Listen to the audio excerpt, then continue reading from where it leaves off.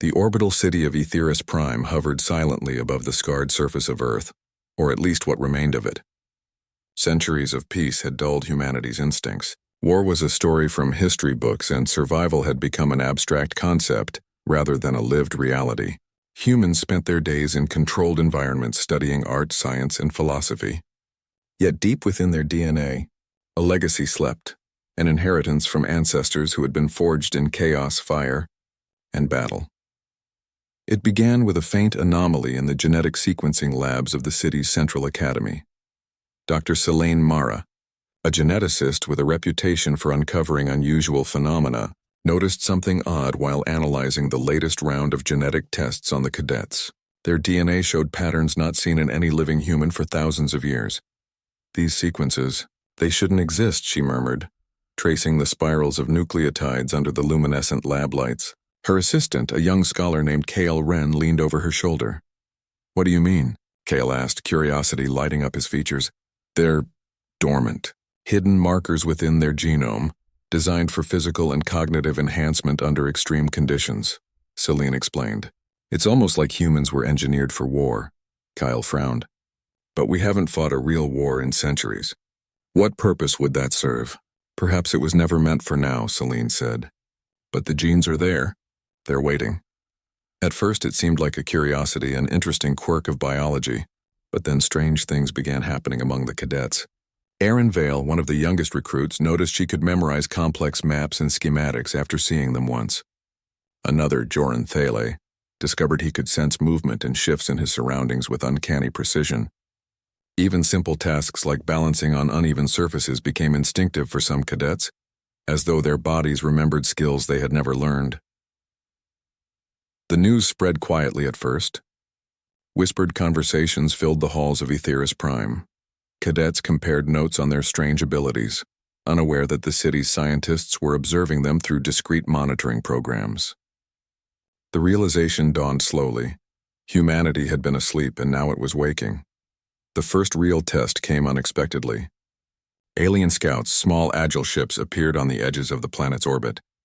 Humanity had long maintained communication and trade with distant civilizations, but these scouts were different. They didn't announce themselves. They didn't respond to diplomatic signals. They simply observed, circling silently, testing defenses. The city's council convened in an emergency session. Screens displayed the alien movements, and counselors debated for hours. "We cannot let them pass unchecked," said High Chancellor Ryan Karras, his voice echoing through the chamber. "Our peace has left us weak in their eyes." "But we are not a military power anymore," argued another counselor. "We have no fleets, no armies, only scientists and scholars." Ryan's eyes hardened. "We are still humans, and humans adapt." The recruits were called upon to participate in drills that would soon prove far more dangerous than anyone expected. Erin, Joran, Kale, and others were assigned to experimental defense programs designed to test their instincts under simulated combat conditions. At first it was routine. Obstacle courses, simulated attacks, cognitive challenges. But as the alien scouts began to approach more aggressively, the simulations were replaced with reality. The first encounter was accidental. A small scouting drone from the alien fleet penetrated the orbital shields, and Erin happened to be nearby when it began scanning the city's defenses. Without thinking, she raised her hands and directed a pulse of electromagnetic energy, an ability she hadn't consciously known she possessed. The drone's systems overloaded, and it spiraled out of control, crashing harmlessly into the city's outer ring. Scientists and counselors were stunned. Kale rushed to her side. You did that?" he asked, awestruck. "I don't know," Erin admitted. "It just happened." The incident marked the beginning of a new understanding. The cadets were no longer ordinary humans. They were something different, something awakened. The latent abilities in their DNA had begun to manifest under stress. Dr. Selene Mara documented every moment, noting how the abilities appeared in bursts, often when the cadets felt threatened or needed to act. The city's leadership decided it was time to prepare. For decades, humanity had avoided war, but now it seemed war had found them. And perhaps, as Selene suspected, humanity was ready to fight in ways no one had imagined. In the following days, the recruits trained relentlessly. Not all abilities could be taught. Some emerged spontaneously, shaped by instinct rather than instruction. Joran found he could track the faintest movements in zero-gravity environments, sensing the subtle shifts in air currents and light reflections to predict where an object, or person, would appear next. Another cadet, Lyra Mavic, discovered she could manipulate mechanical systems intuitively, repairing or disabling equipment with gestures that seemed almost magical to onlookers. Despite the excitement, fear lingered. The recruits were young, untested, and the idea of fighting an unknown alien force terrified them. Some questioned whether they were being used as weapons rather than explorers, but the moment of truth arrived faster than anyone anticipated. One evening, the alien scouts made a deliberate incursion, probing the city's outer defenses. Alarms blared, red lights flashing across the corridors. The cadets rushed to the surface platforms, hearts pounding, unsure of what they could do. Erin's pulse quickened. She felt a strange energy within her, something that urged her forward. Without thinking, she sprinted toward the alien drones, weaving through obstacles with speed and precision that no ordinary human could achieve. Joran followed, sensing her movements and anticipating threats before they fully formed. Lyra manipulated the city's defensive turrets, guiding them to intercept the drones with unerring accuracy. The battle was brief but intense. The aliens were testing, not attacking with full force, yet the cadets' abilities proved decisive. The drones were neutralized without a single casualty among the humans. Observers from the council and the scientific teams watched in astonishment. High Chancellor Ryan Karras stood on the observation deck, his hands clasped behind his back. "It seems," he said quietly, "that humanity remembers what it has long forgotten. We weren't born for peace alone. We were made for resilience, for ingenuity, for survival." The cadets were exhausted but exhilarated. They realized that the abilities they had dismissed as anomalies were gifts that could shape the future of humanity. Erin, standing on the edge of the platform, gazed at the retreating alien ships. "This is only the beginning," she said softly. Over the next weeks, the city's leaders and scientists worked together to understand the full extent of the cadets' potential. Training programs were redesigned to focus not only on physical skills but on mental agility, strategy, and teamwork. The cadets learned to trust their instincts, to act without hesitation, and to rely on one another in ways they never had before. Celine Mara observed them closely. "We have awakened something ancient," she told Kale one evening. "Something that our ancestors left us for a reason. Perhaps humanity was never meant to be a passive species. Perhaps we were always meant to rise when the time came." Kyle nodded, his eyes reflecting both awe and determination. "If this is true, if we were made for this, then we cannot fail." The city of Etheris Prime began to change. Structures were reinforced, new defense systems installed, and the cadets were no longer just students, they were guardians. Rumors of humanity's dormant power spread quietly to neighboring systems, and the aliens took note. Yet amidst all the preparation, a sense of wonder persisted. The cadets discovered new abilities almost daily: enhanced reflexes, intuitive understanding of alien technology, even subtle forms of perception that allowed them to anticipate movements before they happened.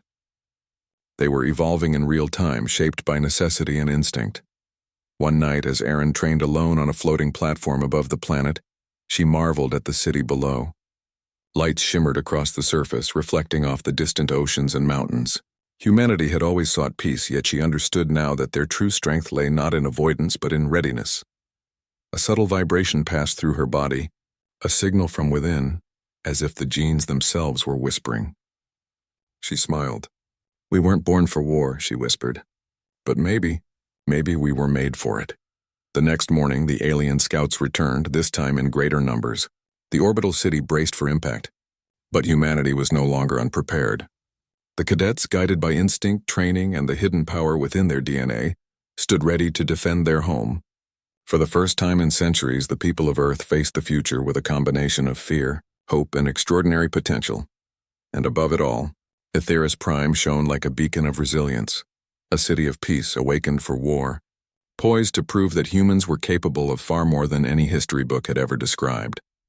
The story of humanity's awakening had begun. The first battle had shown their potential. The next would reveal whether they could rise fully to the legacy they had inherited. and whether they could survive a galaxy that had long forgotten what humans were truly capable of. The silence of space was deceptive. The alien fleet, a swirling formation of sleek silver ships, approached the orbital city of Aetheris Prime with precision that suggested careful planning. Unlike the scouts that had tested humanity's defenses, this force was deliberate. Its purpose was clear: to dominate, or at the very least intimidate. Inside the command chamber, High Chancellor Ryan Karras watched the alien vessels glide into view on the holoscreen. "They've come in numbers we've never faced before," he said, his voice calm but firm. "This is no mere test. This is war." Dr. Selena Mara and her assistant Kyle Wren stood nearby, observing the cadets who had been summoned to the chamber.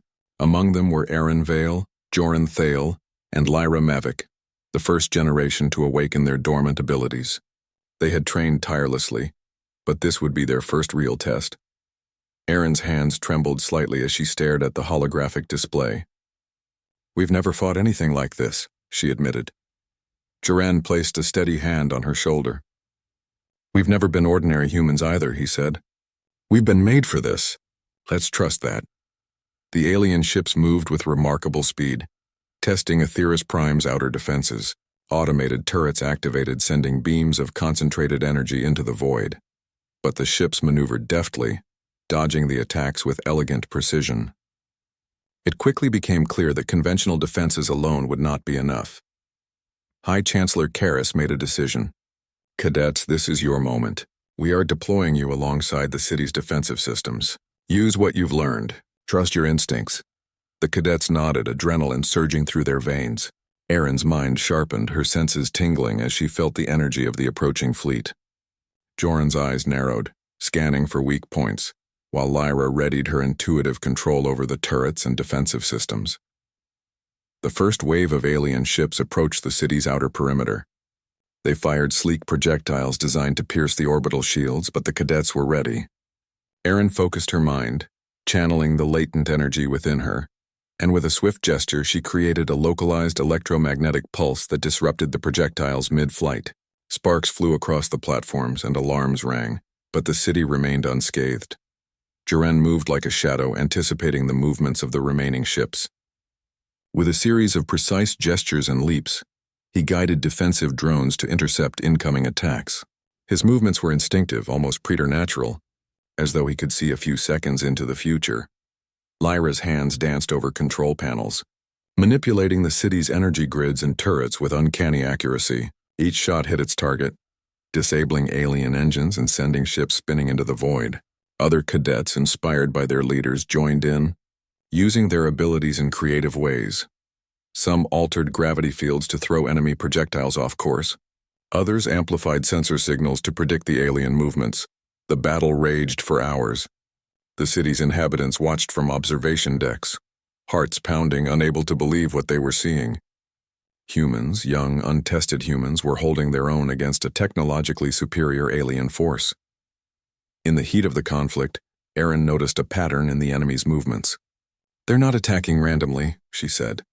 "They're probing for weaknesses. They want to see how far we can go." Joran nodded. "Then we'll give them a surprise." He devised a plan on the spot. Using the city's terrain and orbital positioning, they would lure the alien ships into a narrow channel, where the cadets' abilities and the city's defensive systems could be most effective. The maneuver was risky. If it failed, the city could be devastated. But the cadets had learned to trust themselves and each other. With careful coordination, they executed the plan flawlessly. The alien ships were funneled into the channel, their movements predictable. Turrets, drones, and human abilities converged on them with precision. One by one, ships were disabled or forced to retreat. Despite the victory, the cost was apparent.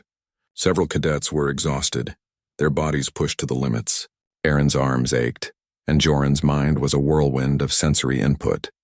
Yet there was exhilaration too, a sense that humanity had tapped into something extraordinary. Dr. Selena Mara approached the group, her eyes wide with amazement. "You've done something incredible," she said.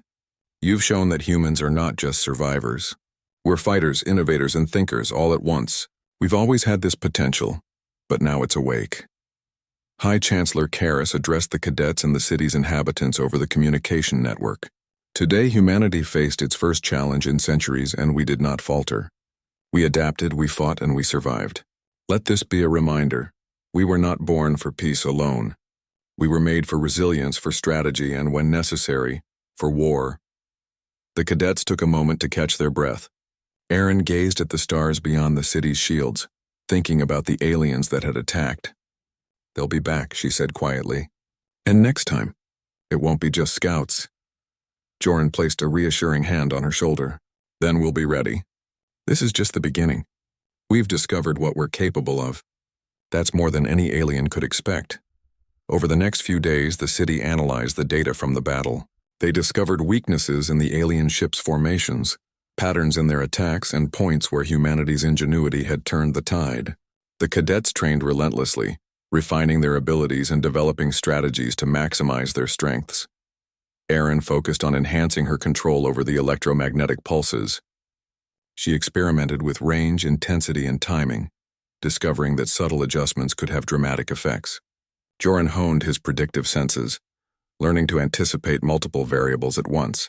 Lyra continued to refine her interface with the city's systems, creating synchronized attacks that could target multiple enemies simultaneously. Despite the intense preparation, the cadets maintained a sense of wonder. Each discovery of a new ability or technique reinforced the idea that humanity was unique in the galaxy. Other species might rely on brute force or technology alone, but humans combined intellect, instinct, and creativity in ways that were unpredictable and formidable. One evening, as the sun rose over the scarred surface of the planet below, Erin sat with Kale and Joran on a floating platform. The calm of space contrasted sharply with the chaos of the previous battle. "Do you ever think about why we have these abilities?" Kale asked, staring at the distant stars. Erin nodded. "I do. Maybe our ancestors knew something we didn't. Maybe they left these gifts in us for a reason, to survive, to rise when the time came." Joran added, "Or maybe it's just who we are. Humans aren't ordinary. We've always adapted, always found a way. This is just another step in that journey." Their reflection was interrupted by a sudden alert on Lyra's tablet. Alien activity had been detected near a neighboring star system. The fleet they had faced was not isolated. It was part of a larger force moving strategically across the galaxy. High Chancellor Karras convened another meeting. "The scouts were merely an introduction," he said. "The fleet we face today is one wave. More will come, and they are testing us to see what humans are capable of. We cannot underestimate them." The Council decided on a proactive approach. Humanity would not simply defend. They would observe, anticipate, and prepare for counterattacks. Cadets were assigned to reconnaissance missions, learning to gather intelligence and predict enemy movements. They trained in zero-gravity combat, environmental manipulation, and rapid decision-making under extreme pressure. Erin, Joran, and Lyra led small teams, teaching younger cadets how to integrate their abilities into coordinated strategies. Each success reinforced the HFY principle that humans were exceptional not only for their raw abilities, but for their adaptability, creativity, and resilience. Weeks turned into months. The cadets grew stronger, faster, and more confident. The city's inhabitants, once skeptical of relying on young humans, began to place their trust in the new generation. A sense of unity formed between citizens and cadets, a shared understanding that survival depended not only on technology but on the human spirit. One day, while analyzing data from the recent battle, Dr. Selena Mara discovered something astonishing. The alien fleet had patterns in their attacks that suggested curiosity as well as strategy. They were not merely aggressive, they were studying humanity, trying to understand what made humans different. "Humans are unpredictable," she said, showing the analysis to High Chancellor Karras.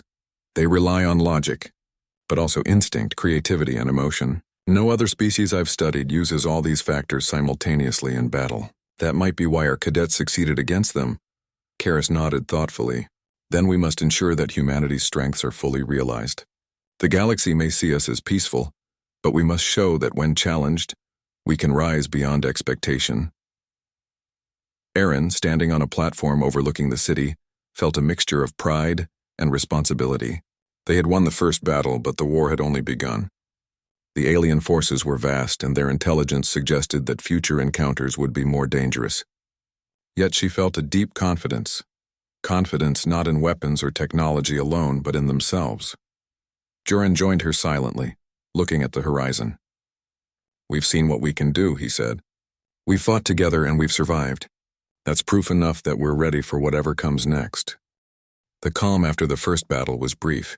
While Aetherius Prime celebrated a hard-earned victory, the city's sensors had detected movement far beyond the outer reaches of their solar system. The alien fleet they had fought was not isolated.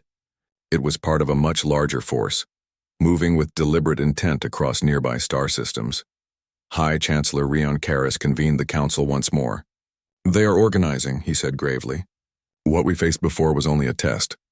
The real challenge is coming, and we must prepare not just to defend ourselves but to survive as a species."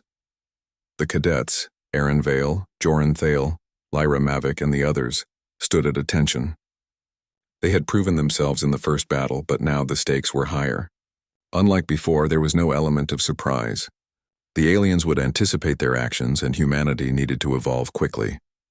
Dr. Celine Mara addressed the cadets in the training halls. "Your abilities are growing, but raw talent alone will not be enough. You must think strategically. You must anticipate moves before they happen and work as one. Humanity's greatest strength has always been its ingenuity.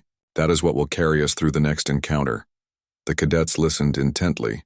The first wave of training focused on coordination.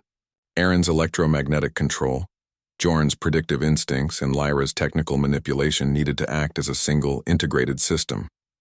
The exercises were grueling. Cadets spent hours in simulated zero-gravity combat, predicting enemy movements and responding in milliseconds. Despite the intensity, camaraderie grew among them. Bonds were forged in the heat of preparation, uniting them in purpose and trust. Every cadet learned that individual ability, no matter how extraordinary, was insufficient without teamwork. Meanwhile, the city's scientists and engineers worked tirelessly. New defensive technologies were developed, designed to complement the cadets' abilities. Turrets were upgraded to respond to intuitive guidance. Drones were programmed to anticipate enemy maneuvers, and the orbital shields were strengthened with layers of adaptive energy barriers. Humanity was transforming its city into a fortress, not through brute force alone, but through creativity and synergy. Weeks later, the alien fleet made its next move. This time they sent probes not only to Aetherius Prime, but also to neighboring human colonies. Reconnaissance revealed that humanity was indeed evolving, learning, and adapting. The aliens recognized that conventional attacks might no longer succeed. High Chancellor Karis convened another strategy session. "They study us. They learn. But so do we. Every encounter, every test is an opportunity. We will use it to our advantage." The cadets were deployed on reconnaissance missions to observe the alien patterns. Aaron led a team across the orbital rings, mapping energy fluctuations and weapon discharge patterns. Joran and Lyra coordinated small squads to infiltrate nearby derelict ships, testing alien technology and gathering intelligence.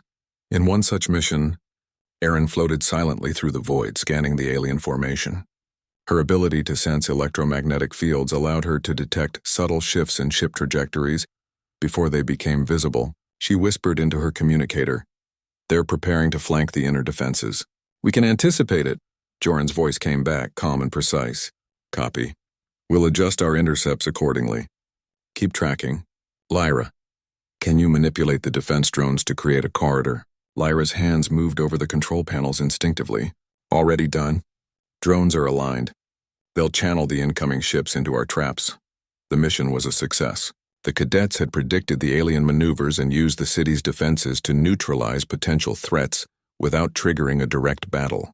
It was a victory of strategy, ingenuity, and instinct, the very qualities that made humans formidable. Back on the city's surface, High Chancellor Karis addressed the population. "Humanity's strength lies not only in weapons but in courage, intelligence, and unity. We have proven that we can face challenges that seem impossible and turn them into opportunities. Let this be a lesson. The galaxy may underestimate us, but we will rise to every occasion." The cadets continued to evolve. Aaron discovered that she could extend her electromagnetic control to subtly influence moving objects at longer distances, creating barriers or redirecting energy flows. Joran learned to sense patterns in large, chaotic environments, allowing him to predict multiple threats simultaneously. Lyra developed the ability to interface with alien technology on instinct, understanding systems without manuals or prior knowledge. Each discovery was a step toward humanity's transformation. The cadets were becoming more than defenders. They were leaders, strategists, and pioneers in a universe that had long assumed humans were weak. But evolution came with challenges. The alien fleet's intelligence grew with each encounter. Their attacks became more coordinated, designed to exploit any mistake. The cadets faced moments of doubt and fear. One night, after a simulation ended in failure, Aaron sat alone in the observation deck, staring at the distant stars. "I thought we were ready," she whispered. "But maybe we're not." Joran appeared beside her, quiet and steady. "We've never been ordinary humans. We've always adapted. This is just another step. We learn from every failure and we become stronger." Lyra joined them, holding a tablet displaying new strategies. "Every challenge we face, every mistake we make teaches us something. That's how we survive and thrive," their resolve strengthened. They returned to training with renewed determination, integrating their lessons and refining their abilities. They learned to anticipate not only alien movements but also their own limitations. The cadets became a living embodiment of humanity's resilience. Months passed. The alien fleet's approach became inevitable. Reconnaissance detected dozens of warships converging on the sector. Aetheris Prime prepared for a decisive confrontation, combining cadet abilities, advanced technology, and tactical ingenuity. High Chancellor Karis addressed the cadets one final time before the battle. "The enemy believes we are weak. They see youth and inexperience, but they do not see the strength of the human spirit, the power of creativity, and the unity that binds us. Today we fight not only to survive, but to prove that humanity's potential is limitless." The cadets nodded, hearts steady despite the tension. They knew that the next battle would test them more than any simulation, more than any drill. They were ready to embrace their destiny. As the alien fleet entered the system, the cadets took their positions. Aaron stood at the forefront, sensing energy flows and predicting enemy movements. Joran coordinated the cadets like a conductor with a symphony, each action precise and instinctive. Lyra manipulated defensive systems and drones with unerring accuracy. The first wave of alien ships struck with ferocity. Energy beams cut through the void, targeting orbital defenses. But the cadets anticipated each attack, redirecting energy flows, controlling drone swarms, and neutralizing threats before they could reach the city. Aaron unleashed controlled electromagnetic pulses, disrupting alien engines and forcing ships into predictable paths. Joran guided squads to intercept flanking maneuvers, his instincts allowing them to strike at exactly the right moment. Lyra hacked into alien systems with intuitive precision, turning enemy technology against itself. The battle raged for hours, but humanity held firm. Citizens watched in awe as the young cadets transformed the tide of combat, demonstrating that humans were not merely survivors. They were warriors of ingenuity and strategy. Amidst the chaos, small victories compounded. Ships were disabled without unnecessary destruction. Alien formations were disrupted and the fleet began to retreat in disarray. Humanity had not only survived, they had dominated through creativity, adaptability, and sheer will. High Chancellor Karis addressed the city once more. "Today we have proven what humanity is capable of. We have faced overwhelming odds and emerged victorious not through brute force alone, but through intelligence, courage, and unity. Let this victory remind us that we are not ordinary beings. We are humans, and we were made for greatness." The cadets gathered after the battle, exhausted but exhilarated. Aaron looked at Joran and Lyra, pride shining in her eyes. "We did it," she said softly. "We really did it," Joran smiled. "This is only the beginning. The galaxy is vast and our challenges are far from over. But now we know together we can overcome anything." Lyra nodded. "Every test, every battle, every moment has made us stronger. Humanity is awakening, and there is no limit to what we can achieve."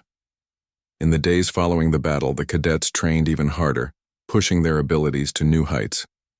Aaron's control over energy flows became more precise, Joran's instincts more predictive, and Lyra's interface with technology more intuitive. They shared knowledge with younger cadets, ensuring that every human had the chance to grow stronger. The alien fleet, though temporarily repelled, was not defeated. Their curiosity about humanity had intensified. They studied each encounter, learning from every failure and preparing for a return. But humanity had also learned. They had discovered not only their potential but the principles that made them unique: adaptability, intelligence, creativity, and unity. One evening, as the sun rose over the surface of Earth, casting light across the city of Etheris Prime, Aaron stood with Joran and Lyra on a platform overlooking the planet. The vast alien fleet had returned. Hundreds of sleek ships moved in perfect formation, their silver hulls reflecting the light of distant stars. It was clear this was not a reconnaissance mission. This was a full-scale attack. The cities of humanity, including Etheris Prime, were now in the crosshairs. High Chancellor Ryan Karras stood before the cadets, his face grim yet determined. "They underestimated us before," he said. "They saw youth and inexperience. But today we are ready. Today, we show the galaxy what humans are capable of." The cadets, Aaron Vale, Joran Thale, Lyra Mavic, and dozens of others, stood on the platforms overlooking the city. They had trained for months, mastering their abilities, strategizing, and learning to work as one. Each of them had grown stronger, faster, and more confident. Aaron's hands tingled as she felt the energy of the approaching fleet.